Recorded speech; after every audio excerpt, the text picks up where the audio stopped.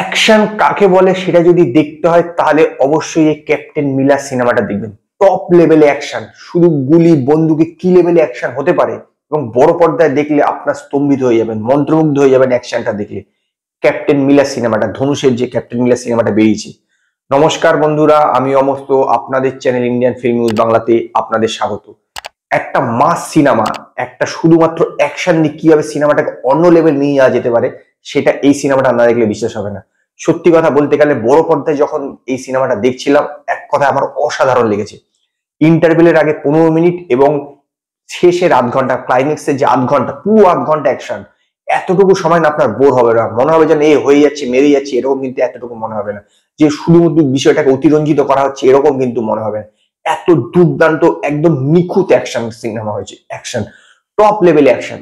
দেখুন, কমার্শিয়াল সিনেমাতে গল্পের চেয়ে অনেক বেশি গুরুত্বপূর্ণ বিষয় হলো সেইটাকে কিভাবে প্রেজেন্ট করা হচ্ছে। কারণ কমার্শিয়াল সিনেমাতে যে প্রতি মুহূর্তে বিশাল কিছু গল্প থাকে, তো থ্রিলার নয় যে প্রতি মুহূর্তে টুইস্ট অ্যান্ড টার্ন থাকবে। বিষয়টা হচ্ছে যে একটা সাধারণ সিনকে কিভাবে অসাধারণ পর্যায়ে নিয়ে যাওয়া যেতে পারে, সেটার সিনেমাটোগ্রাফি, তার বিজিএম, তার কিভাবে তার ডায়লগ, যাবতীয় কিছু কিভাবে সিনেমাটার যে সিনটাকে বানানো হচ্ছে সেইটার উপর নির্ভর করে হচ্ছে সেই কমার্শিয়াল সিনেমাটাকে কোন লেভেলে নিয়ে যাবে। এইটা কিন্তু একদম টপ লেভেলে নিয়ে গেছে। শুধুমাত্র একটা নর্মাল অ্যাকশন সিনকে যেভাবে টেক নেওয়া হয়েছে, এক কথা অসাধারণ। এই জায়গাতে আমি অনেক তামিল সিনেমার শুটিং দেখেছি, যে মানে শুটিং দেখেছি বলতে আমি অনেক সিনেমাই দেখেছি যে এই যে জায়গাটাতে এই ক্যাপ্টেন মিলের সিনেমাটা মূলত শুট হয়েছে, সেই জায়গাটাতে কিন্তু আমি অনেক সিনেমা দেখেছি, কিন্তু এইরকম ভাবে ওই জায়গাটাকে দেখাতে কিন্তু দেখিনি। যেভাবে ড্রোনের মাধ্যমে শটগুলোকে নেওয়া হয়েছে, অ্যাকশন সিনগুলো যেভাবে দেখানো হয়েছে, ইন্টারভেলের আগে 15 মিনিট যেভাবে মানে অসাধারণ, যেভাবে বাইক চালাচ্ছে কল্পনাতীত। সেই সময় এটা 1930 থেকে 1940 সালের ঘটনা, থেকে স্বাধীনতার আগের ঘটনা। এবং সেই সময়কার বাইক, সেই সময়কার স্টাইল, সেই সময়কার বন্দুক যেরকম ভাবে দেখানো হচ্ছে, একটা কিন্তু বিষয় এখানেও দেখানো হয়েছে, সেটা যে সবসময় কিন্তু যে আর্মি বা পুলিশ, তাদের কিন্তু বন্দুকের চেয়ে যারা বিদ্রোহী থাকে বা এসে থাকে, মানে তারা জঙ্গি বলতে পারেন, তাদের কিন্তু বন্দুক বেশি ভালো হয়। এইটা কিন্তু এখানেও দেখানো হয়েছে। তবে no doubt top level action, top level action. এতটুকু সময় না আপনার বোর হবে না। একটা গান আছে, গানটা আমার অতটা ভালো লাগেনি, ওই গানটাকে যদি বাদ দিয়ে দেওয়া হয় তাহলে কিন্তু এই সিনেমাটা আরো টপ লেভেলে যাবে। প্রায় আপনার 2 ঘন্টা 37 মিনিটের মতন বই, 2.5 ঘন্টাই বলতে পারেন। একদম তার মধ্যে 45 থেকে 50 মিনিট মতন, 45 থেকে 50 মিনিট মতন শুধু অ্যাকশন, শুধু অ্যাকশন। এবং যে অ্যাকশনটা দেখে আপনি বোর হয়ে যাবেন, ইস কি লেভেল হচ্ছে, এরকম কিন্তু নয়। Top class level action. গল্পটা কিছুটা এরকম, এশা বলে লোক, যে এশা হচ্ছে আপনার ধনুষ, তারা হচ্ছে নিচু জাতির লোক।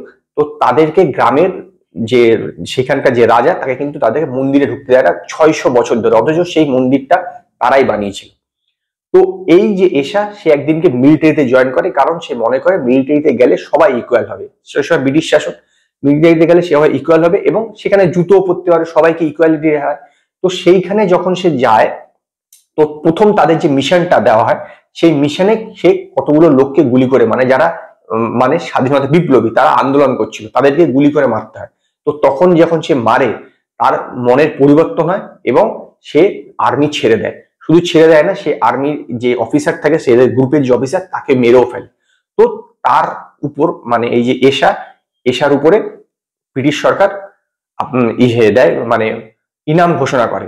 তো সেইখানে যখন সে আর্মিতে জয়েন করে, তখন তার নাম দেয় মিলার, কারণ ব্রিটিশরা ভারতীয়দের নামগুলো উচ্চারণ করতে পারত না, বলতে একজনকে নাম দেয়।